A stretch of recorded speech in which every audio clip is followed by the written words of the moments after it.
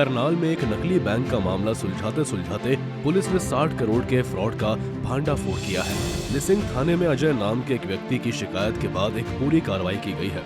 Police से मिली जानकारी के मुताबिक अजय और उसके 32 साथियों ने एक PNL नाम के बैंक में पैसे जमा कराए थे, जिसकी ब्रांच कुरुक्षेत्र में थी। बैंक वालों ने 26 महीनों में पैसे डबल करने का लालच दिया था। इसी लालच में दोनों फंस गए।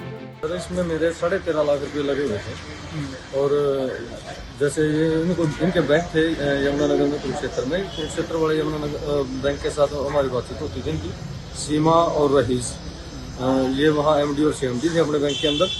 तो इन्होंने हमें मतलब प्रलोभन दिया, लालच दिया कि आप जो भी पैसा हमारे बैंक में इन्वेस्ट करोगे, हमारा नया बैंक है और हम कस्टमर को बेनिफिट दे रहे हैं और जो पैसा आप हमारे बैंक में इन्वेस्ट करोगे उसको 26 महीने में हम आपको डबल रिटर्न करेंगे इसको। तो इन्होंने काफ़ी सारे सेमिनार निसिंग में भी और करनाल में भी काफ़ी सारे सेमिनार लगाए। उन सेमिनारों में भी हमने भाग लिया और हम इनके प्रलोभन में आकर हमने इनको पैसा इन्वेस्ट कर दिया। मेरे साथी काफ़ी और भी साथी हैं और जो मैंने कंप्लेन दी थी, मैं पिछले 1 साल से इसके कंप्लेन के लिए फिर रहा हूँ। मेरी कंप्लेन दर्ज ही नहीं की जा रही थी और अभी कुछ समय पहले ही ये कंप्लेन दर्ज हुई है और इस पर कार्रवाई होनी शुरू हुई। लेकिन पैसे जमा करवाने के बाद आरोपी शाखा बंद करके फरार हो गए। पुलिस ने मामला दर्ज कर जांच शुरू की और बैंक का MD रईस खान, मैनेजर रसीना बेगम और प्रमोटर कमल शर्मा को गिरफ्तार कर लिया है। पुलिस जांच में ये भी खुलासा हुआ है कि आरोपी ने पैसे सोने की एक कंपनी में और एक बिल्डर के पास लगाए थे। अब तक केवल करनाल के लोगों से 1 करोड़ 40 लाख रुपए का फ्रॉड सामने आया है, लेकिन पूरे नेटवर्क की जांच में यह रकम करीब 60 करोड़ रुपए तक पहुंच चुकी है। करीब 60 करोड़ रुपए का लोगों का लेन देन करके फरार किया गया। तो बैंक का नाम क्या था, कहाँ का इसकी?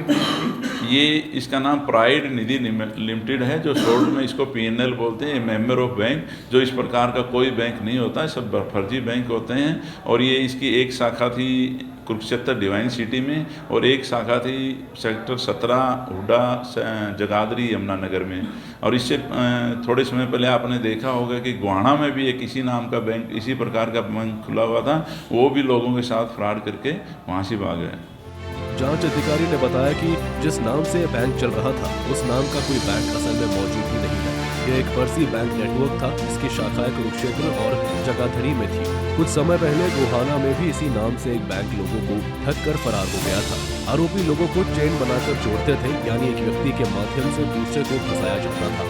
अगर आपने भी किसी अनजान बैंक या स्कीम में पैसे लगाने का विचार किया है तो सावधान रहें, कभी अगला निशाना आप न बन जाए। करनाल से सूर्य समाचार के लिए हिमांशु नारंग की रिपोर्ट।